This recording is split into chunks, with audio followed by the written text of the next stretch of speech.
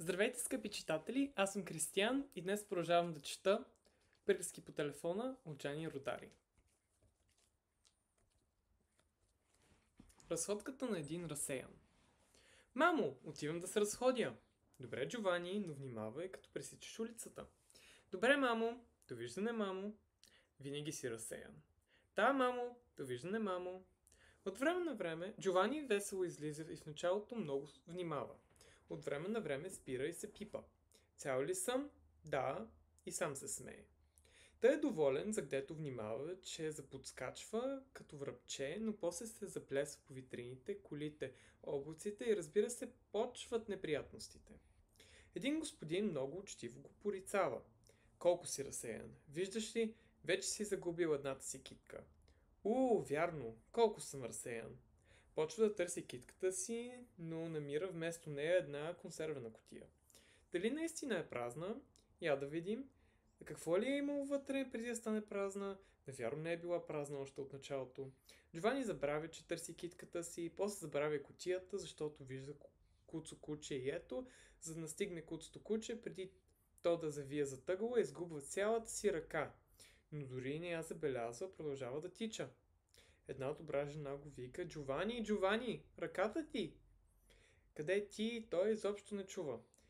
Нищо, каза добрата жена. Ще я занеса на майка ти. Отива в къщата на Джовани. Госпожо, ето ръката на синчето ви.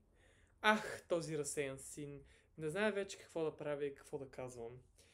Да, всички деца са такива. След време пристига друга добра жена. Госпожо, намерих това стъпало. Дали е на Джовани? Да, разбира се, че е неговото. Познавам го по пробитата обувка. Какъв разсеян син ми се падна. Не знае вече какво да направя и какво да казвам. Да, всички деца са такива. След малко пристига една старица, после чиракът на фурнаджията, после един трамвайджия, дори една пенсионерка учителка и всички те носят по някое парченце от Джовани. Крак, ухо, нос. Ама може ли да има по-разсеяно момче от моето? Госпожо, всички деца са такива.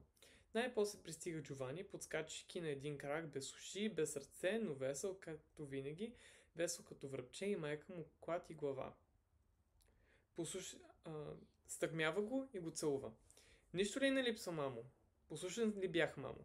Да, Джовани, наистина беше много послушен. Дворецът за чупене. Някога в Бусто Арзицио хората се безпокояли, че децата чупели и развалили всичко. Да не говорим за изтърканите подметки, за панталоните и за училищните чанти. Но те чупили и стъклата, чупили чиниите по масите и чашките в кафето, като рители топка и не пробивали стените само защото не разполагали с чукове. Родителите не знаели вече какво да правят и какво да казват и се обърнали към кмета. Да сложим глоба, предложил кметът. Много благодарим, възкликна родителите. Само, че ще плащаме с парченца от счупени паници. За щастие, по уния места има много счетоводители. На всеки 3 души имало по един и всички те смятали отлично.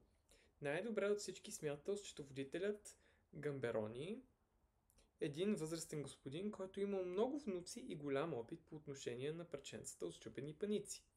Той взел хартия и молив и направил сметка за щетите, които децата от Бусто Арзицио понасят, като чупят толкова хубави неща по този начин. Получила се ужасна сума. 1000 алабала, 14,33. С половината от тази сума, доказва счетоводителят Гамберони, можем да построим дворец за чупене и ще задължим децата да го натрушат на парченца. Ако не се излекуват чрез тази система, няма изобщо да се излекуват. Предложението било прието, дворец построен като 2 и 2, 4 и 4 и 8, бил висок 7 етажа, имал 99 стаи, всяка стая била пълна с долапи, всеки долап с грънци и статуетки, да не говорим за огледалата и крановете за чешми. В ден откриването на всички деца върчили по един чук и предаден от кмета сигнал, вратите на двореца за чупене били отворени. Само, че телевизията не дошла на време, за да продаде гледката. Който е видял със собствените си очи и чул със собствените си уши, твърди, че било сякаш, дано никога не става, избухването на световна война. Децата нахлували от стая в стая, като войските на Атила, и натрушавали с чук всичко, каквото срещали по пътя си. Ударите се чували из цяла Ломбардия и половин Швейцария. Течица, високи колкото опашката на котка, се били заели с гардероби, големи като кръстосвачи, и усърдно ги раздробявали, докато останали купчени стърготини. Дечица от детски ясли, хубави и милички, своите розови и небесно сини престилчици старателно тъпчели сервизите за кафе, като ги превръщали в ситен прах, с който си пудрили личицата. До края на първия ден не оставала здрава чаша. Накрая на втория ден се свършили столовете. Третия ден децата нападнали стените, започвайки от най-горния етаж, докато стигнали до четвъртия етаж, купнали от умора и покрити с прах, сякаш били войниците на Наполеон в пустинята, зарязали всичко и се върнали вкъщи, като залитали и си легнали без да вечерят. Вече наистина се били наситили и не им доставило удоволствие да чупят каквото и да е. Отведнъж станали внимателни и леки като пеперуди. Бихте могли да ги накарате да играят футбол по игрища от кристални чаши и пак няма да разбият нито една. Счетоводителят Гамберони направил сметка и доказал, че град Бусто Арзицио е направил икономия, възлизаща на 2 супер милиона и 7 сантиметра. Онова, което останало да се крепи от двореца за чупене, общината го оставила на гражданите. Те били свободни да правят с него каквото си искат. Тогава се появили господа с кожни чанти и очила, с бифокални лещи, съдии, нотариуси, пълномощници, въоръжени с чукове. Те изчивали да бутнат някоя стена или да разрушат някое стълбище и ударили с такова удоволствие, че всеки удар чувствали как се подмладяват. По-хубаво, отколкото да се караш жената, казвали весело те, по-добре, отколкото да разбиваш пепелници и чиниите от хубавия сервиз. Подарък от Леля Мирина. И все сила замахвали с чуковете.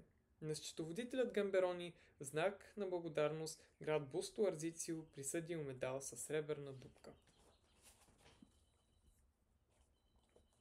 Женицата, която брояла кихавици.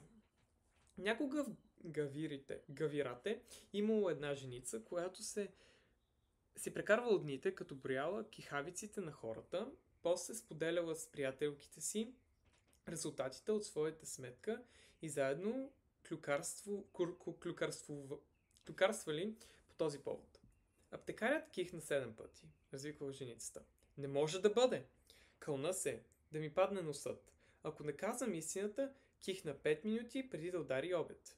Приказвали и накрая заключвали, че аптекарят слага вода в рициновото масло. Свещеникът кихна 14 пъти, не справила женицата, зачервена от възбуждане. Да не си сбъркала, да ми падне носът, ако съм преброила една кихавица по-малко. Ах, докъде ще я докараме? Приказвали, бъбрели и накрая заключвали, че свещеникът слага много олио в салатата си. Веднъж женицата и нейните приятелки, които били повече от 7, заедно застанали под прозореца на господин Делио, за да подслушват. Господин Делио изобщо не кихал, защото не употребявал емфия и не бил хремав. Нито една кихавица, казала женицата. Тук има нещо подозрително. Има, казали приятелките. Господин Делио ги чул, сложил пълна шепа в пипера в пръскачката, с която убивали мухи, и без да го забележат, го духнал през връз клюкарките, цвити под прозореца. А психо, казала женицата. Ах, чи, нарекли приятелките и се разкихали в надпревара. Аз кихнах повече пъти от вас, казала женицата. Ние кихахме повече, казали приятелките. Фанали се за косите, заблъскали се, задърпали се, разкъсали си дрехите и всяка загубила по един зъб. След този случай жениците не продумала вече на своите приятелки, купила си бележник и молив и самичка обикаляла. Като чула някой да киха, отбелязала с кръстче. Когато умряла, хората намерили бележника пълен с кръстчета и си казали: гледайте, трябва да си отбелязала всички добрини, които е правила. Я гледай колко много. Ако тя не отиде в рая, значи никой няма да отиде. Благодаря, че слушахте приказки по телефона. Лека нощ!